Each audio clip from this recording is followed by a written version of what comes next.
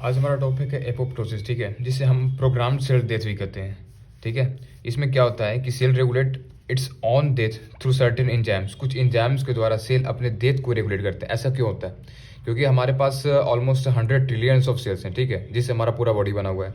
अभी हर टाइम किसी सेल में डिफॉर्मेशन हो गया या फिर म्यूटेशन वगैरह हो गया, तो उससे बचाव के लिए क्या करते हैं, हम एपोप्टोसिस का यूज़ करते हैं, जिससे सेल क्या करता है, अपना डेथ को खुद ही प्रोग्राम कर लेते हैं। ठीक है, these enzymes causes degradation of nuclear and cytoplasmic material and the cell breaks into fragments called apoptotic bodies।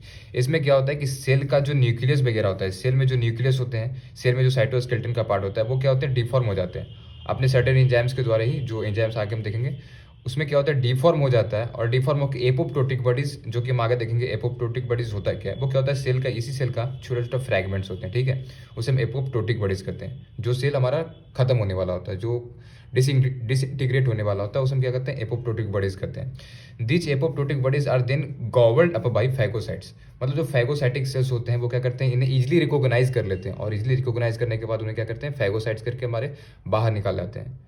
जो भी सेल का में जो कचरा बच गया उसको ओवरलैप कर देते हैं। ठीक है, एपोप्टोसिस होता क्यों है, वाई एपोप्टोसिस, ये भी हमारे दिमाग में क्वेश्चन आएगा कि एपोप्टोसिस आखिर होता क्यों, इसकी जरूरत पड़ी क्यों। Because of maintaining homeostatic mechanism, मतलब हमारे अंदर का जो होम्योस्टेटिक मैकेनिज्म है उसे बैलेंस करने के लिए। Because of cell population in tissue also occurs in difference.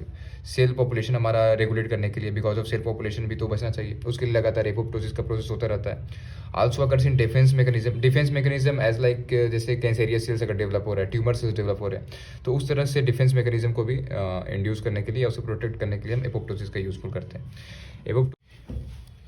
तो during apoptosis that what morphological changes occurs, हमारे दिमाग में ये भी क्वेश्चन है कि एपोप्टोसिस अगर हो रहा है तो उसमें क्या क्या मॉर्फोलॉजिकल चेंजेस आ रहे हैं। ठीक है, कुछ कुछ चेंजेस भी आते हैं हमारे मॉर्फोलॉजी में, सेल के मॉर्फोलॉजी में। तो क्या क्या चेंजेस आते हैं वो देखते हैं। तो इसमें क्या होता है कि सेल के मॉर्फोलॉजी, सेल हमारा है जो कि एक नॉर्मल स्ट्रक्चर सेल का यहाँ पर दिख रहा है। अब क्या होता है, सबसे पहले सेल श्रिंक कर जाता है। इसमें ऑर्गेनल्स क्या होते हैं, सेल श्रिंक करेगा तो सेल का शेप ऑब्वियसली थोड़ा कम हो जाएगा। कम होने के बाद क्या होगा, सारे के सारे ऑर्गेनल्स यहाँ पे कॉम्पैक्ट दिख रहे हैं, दिख भी रहा होगा आपको, सारे सेल्स कॉम्पैक्ट हो गए। ठीक है, और उसके बाद पिक्नोसिस होता है। पिक्नोसिस है event where chromatin material condense and goes to periphery. मतलब ये क्रोमैटिन मटेरियल से वो पेरीफेरी में चले जाते हैं, क्योंकि सेल का क्या होने वाला है, यहाँ पे डिसइंटीग्रेशन होने वाला है। तो यहाँ पर क्या होता है, पिक्नोसिस हो जाता है। इसमें क्रोमैटिन मटेरियल क्या होता है, कंडेंस होकर पेरीफेरी में चले जाते हैं, और यहाँ पर न्यूक्लियस का फिर डिसइंटीग्रेशन हो जाएगा। और न्यूक्लियस देख रहे हैं, सबसे पहले न्यूक्लियस का डिसइंटीग्रेशन होता है, इसमें न्यूक्लियस अपने डिफरेंट डिफरेंट पार्ट्स में टूट जाते हैं। उसके बाद ब्लेब्स का फॉर्मेशन होता है, दैट इज इंपॉर्टेंट पॉइंट। ब्लेब्स का फॉर्मेशन होता है। ब्लेब्स का मतलब क्या होता है कि बर्डिंग टाइप का ही, देख लो बॉडीज। प्लाज्मा मेम्ब्रेन क्या होता है, इंटैक्ट ही होता है, लेकिन सिर्फ उसमें बर्ड्स टाइप का बन जाते हैं। इस तरह के बर्ड्स बन जा रहे हैं, ठीक है ना, बर्ड्स बन जाते हैं। और बर्ड्स बनने के बाद सारा क्या होता है, न्यूक्लियस अपना अपना चला गया, कुछ कुछ साइटोप्लाज्म का मटेरियल, साइटोप्लाज्मिक मटेरियल भी चला गया। और फर्दर क्या होता है कि एपोप्टोटिक बॉडीज का फॉर्मेशन हो जाता है। ये सारे अलग अलग होकर के एपोप्टोटिक बॉडीज बना देते हैं। अच्छा, इसमें क्या होता है कि एपोप्टोटिक बॉडीज में यहाँ पर लिखा हुआ नहीं है, लेकिन एपोप्टोटिक बॉडीज में क्या होता है कि साइटोप्लाज्मिक मटेरियल, न्यूक्लियस का पार्ट्स वगैरह होते ही है। ठीक है, अब आगे है एपोप्टोटिक बॉडीज कोटेड विथ। अच्छा, एपोप्टोटिक बॉडीज जो बनता है वो क्या होता है, कोटेड होता है फॉस्फोटिडाइल सेरीन से या आईजीजी से। ताकि वो, ये क्यों होता है, क्योंकि ये हम इजिली रिकॉग्नाइज कर सकते हैं ना, so can be easily recognise by phagocytic cells. Phagocytic cells क्या कर सकते हैं, उसे इजिली रिकॉग्नाइज कर सकते हैं। जो भी सेल डिब्रीज बन रहा है, ठीक है, जो भी सेल डिब्रीज बन रहा है उसको तुरंत ही वो क्या करते हैं, बाहर गॉबल्ड अप किया जा सके। अच्छा, एपोप्टोसिस के फीचर्स क्या क्या है, ये भी तो इंपॉर्टेंट है कि एपोप्टोसिस में आखिर क्या अलग है नेक्रोसिस से। Because of you also know necrosis is also form of death. तो why apoptosis is peculiar? Apoptosis doesn't elicit inflammation as like necrosis। Apoptosis में क्या होता है कि इन्फ्लामेशन नहीं होता है जैसा हम नेक्रोसिस में देखते हैं, क्योंकि इसमें क्या होता है, प्लाज्मा मेम्ब्रेन इंटैक्ट होता है। ठीक है, प्लाज्मा मेम्ब्रेन इंटैक्ट होता है, और मेन बात क्या है ना कि इसमें बर्डिंग बनते हैं। ठीक है ना, ये बर्ड्स टाइप के बन रहे हैं ना, तो इसमें ये नेक्रोसिस की तरह वो इन्फ्लामेशन करने की कोई ज़रूरत नहीं है, जो कि यूज़फुल है हमारे लिए। ठीक है, नहीं तो फिर हर जगह स्वेलिंग ही दिखेगा हमें। Pathologically, recent studies suggest that abnormalities of apoptosis may play a key role in neurodegenerative diseases such as Alzheimer disease as well as cancer and autoimmune disorder।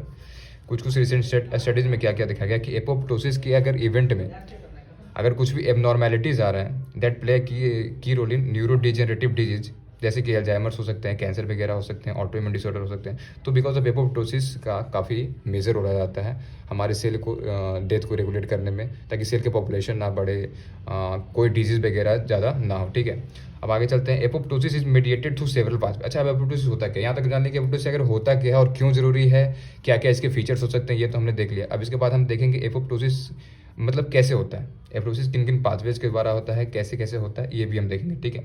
तो एपोप्टोसिस दो पाथवे के हमारा यहाँ पर लिखा हुआ है, इंट्रिंसिक पाथवे और एक्सट्रिंसिक पाथवे। इंट्रिंसिक पाथवे या इसको माइटोकॉन्ड्रियल पाथवे भी बोलते हैं, क्योंकि इसमें माइटोकॉन्ड्रिया का रोल होता है, ठीक है। और एक्सट्रिंसिक पाथवे एक होता है जो कि हम आगे देखेंगे। अच्छा, उससे पहले हम क्या देखते हैं, कुछ फैक्टर्स देख लेते हैं, कुछ एंजाइम्स देख लेते हैं जो क्या होते हैं एपोप्टोसिस को रेगुलेट करते हैं, ठीक है।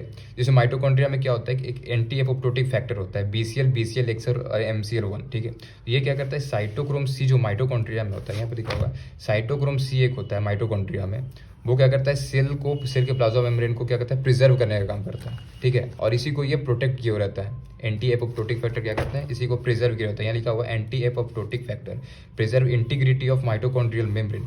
माइटोकॉन्ड्रिया के मेम्ब्रेन के इंटीग्रिटी को मेंटेन करने का काम करता है हमारा एंटी एपोप्टोटिक फैक्टर BCL और MCL1, ठीक है। अभी क्या होता है कि कुछ कुछ इवेंट्स हो जाते हैं, जैसे कि ग्रोथ सिग्नल्स वगैरह आते हैं, निगेटिव ग्रोथ सिग्नल्स आ रहे हैं, ग्रोथ नहीं करना है, या प्रोटीन मिसफोल्डिंग हो चुका है, म्यूटेशन हो चुका है, जैसा हम पहले भी देख चुके थे। ये सब अगर इवेंट्स हो रहे हैं तो अब इससे क्या होता है कि सेल को तो ये मिल रहा है, सेल को ये मिल रहा है कि भाई अब रोक दे, मतलब अब ग्रोथ मत करो और कुछ कुछ डेथ करो अपना, मतलब अपने सेल्स के पॉपुलेशन को कम करो। तो due to above events Bim Bid and Bad, ये बीम बीड और बैड क्या होते हैं, रेगुलेशन इनिशिएटर ऑफ एपोप्टोसिस। ये क्या करते हैं, रेगुलेट करते हैं एपोप्टोसिस को। तो ये क्या करते हैं, ये एक्टिवेट हो जाते हैं, बीम बीड और बैड एक्टिवेट हो जाते हैं और क्या करते हैं, ब्लॉक कर देते हैं हमारे एंटी एपोप्टोटिक फैक्टर को, जिससे क्या होता है कि चैनल्स बन जाते हैं, इस तरह के चैनल्स बन जाते हैं। एंड इट फर्दर्स, ये क्या होता है, रेगुलेशन इनिशिएटर ऑफ एपोप्टोसिस, जो बीम बीड बैड पूमा नॉक्सा ये सब जो है वो क्या करते हैं कि एक्टिवेट कर देते हैं प्रो एपोप्टोटिक फैक्टर को भी, बैक्स और बैक को, ठीक है। प्रो एपोप्टोटिक फैक्टर बैक्स और बैक को भी एक्टिवेट कर देते हैं, जिससे क्या होता है कि साइटोक्रोम C एक्सपेल्ड आउट, मतलब बाहर चला जाता है, और क्या होता है, इससे फर्दर इंटीग्रिटी खत्म हो गया, ठीक है ना। अभी साइटोक्रोम C क्या करता है, यहाँ पे दिखा हुआ है cytochrome C now binds with apoptotic in activating factor 1 APF1 and form एपोप्टोजोम।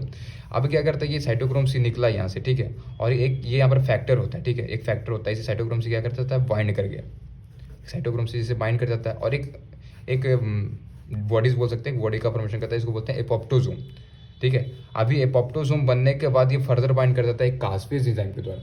फिर कास्पेज एंजाइम क्या होते हैं, कास्पेज एंजाइम 3 तरह के, यहाँ पर 8, 9 और 10 होते हैं। तो 8, 9 और 10 कास्पेज एंजाइम इनिशिएटर इसको कर सकते हैं, इनिशिएटर भी कहते हैं। इसमें क्या होता है कि जैसे एपोप्टोजोम बनता है, एपोप्टोजोम क्या करता है, इन एंजाइम्स के साथ बाइंड अप कर जाता है, और ये क्या करते हैं, एंजाइम फर्दर एक्टिवेट करते हैं एग्जीक्यूशनर को। ये इनिशिएटर है और ये एग्जीक्यूशनर है, एग्जीक्यूशनर कास्पेज 3, 6 और 7। और फिर क्या करते हैं, एपोप्टोसिस, मतलब कि वही न्यूक्लियस का डिसइंटीग्रेशन करना, न्यूक्लियस को फ्रैगमेंट से बांट देना और सारा का सारा एपोप्टोटिक बॉडीज बन जाना, ये फर्दर काम हो जाता है, ठीक है। और एपोप्टोसिस यहाँ पर एग्जीक्यूट हो जाता है। तो ये हमारा पहला प्रोसेस था, जिसको हम इंट्रिंसिक पाथवे या माइटोकॉन्ड्रियल पाथवे भी कहते हैं। सेकंड पाथवे हमारा एग्जीक्यूशनर पाथवे या एक्सट्रिंसिक पाथवे। इसमें क्या होता है, इसमें क्या होता है कि टी लिम्फोसाइट्स हमारे होते हैं, यहाँ पर टी लिम्फोसाइट्स हैं, टी लिम्फोसाइट्स पर एक फास्ट लिगेंड होते हैं, ठीक है। और कुछ कुछ सेल्स में होता है many cell types express receptor called Fas receptor, और कुछ में फास्ट रिसेप्टर्स होते हैं, ठीक है। तो फास्ट लिगेंड और फास्ट रिसेप्टर क्या करते हैं, दे attach and form apoptotic signals. अब अगर ये क्या करते हैं, अगर फास्ट लिगेंड मतलब वैसे सेल्स जो कि डिसइंटीग्रेट होने वाले उनमें फास्ट रिसेप्टर्स प्रेजेंट होते हैं, ठीक है। जो भी एपोप्टोसिस इनका होने वाला होता है उसमें फास्ट रिसेप्टर्स होते हैं। अभी क्या करते हैं, दोनों कंबाइन कर जाते हैं, और कंबाइन जैसे ही करते हैं तो एक एपोप्टोटिक सिग्नल्स बनते हैं, ठीक है, apoptotic signals which leads to binding of Fas associated death domain. अब जैसे ये बनते हैं उसके बाद एक फास्ट एसोसिएटेड डेड डोमेन, जिसको FADD भी बोलते हैं, वो क्या करता है, बाइंड अप कर जाता है 3 to 4 फास्ट रिसेप्टर के साथ। यहाँ पर दिखा हुआ फिगर भी है, इस तरह से FADD क्या करता है, फास्ट रिसेप्टर के 2-3 फास्ट रिसेप्टर के साथ ये बाइंड अप कर जाता है। ये बाइंड अप कर गया और ये क्या करता है, जैसे ही बाइंड अप होता है और ये क्या करता है, इनिशिएटर कास्पेज को एक्टिवेट कर देता है, ठीक है। अब आपको पता है ये इनिशिएटर कास्पेज जैसे एक्टिवेट हो गया, वो क्या करता है, एग्जीक्यूशनर कास्पेज 3, 6 और 7 को, या 3, 6 या 7 को एक्टिवेट कर देगा, जो कि एग्जीक्यूशनर है, और एपोप्टोसिस फिर एग्जीक्यूट हो जाएगा, ठीक है। तो नाउ एपोप्टोसिस एग्जीक्यूट है। ऐसा यहाँ पर कुछ अलग, मतलब कुछ इसके अलावा भी अगर आपको जानना है तो इसमें ये है कि टी सेल्स यहाँ पर क्या करते हैं, जो यहाँ पर टी सेल्स हैं, जो टी सेल्स पर लिगेंड था, फास्ट लिगेंड था, वो क्या करते हैं, कुछ इंजाइम्स को रिलीज करते हैं, परफोरिन्स, जो क्या करता है कि पोर्स बना देता है, ठीक है ना, पोर्स बनाता है। जैसे मेम्ब्रेन है, ये है, तो मेम्ब्रेन में पोर बना देता है और एंजाइम इधर आ जाते हैं, और एंजाइम आने के बाद न्यूक्लियस में जाते हैं और न्यूक्लियस को डिसइंटीग्रेट कर देते हैं, ठीक है। तो मेनली यही 2 पाथवे थे, और एक पाथवे है, लेकिन फिलहाल तो ये 2 पाथवे मेन था, तो ये 2 पाथवे हम डिस्कस किए, ठीक है। तो ये एपोप्टोसिस है। और अगर आपको वीडियो अच्छा लगेगा हो तो फिर और भी आप कमेंट कर सकते हैं बनाने के लिए, मैं बनाऊंगा वीडियो, ठीक है। धन्यवाद।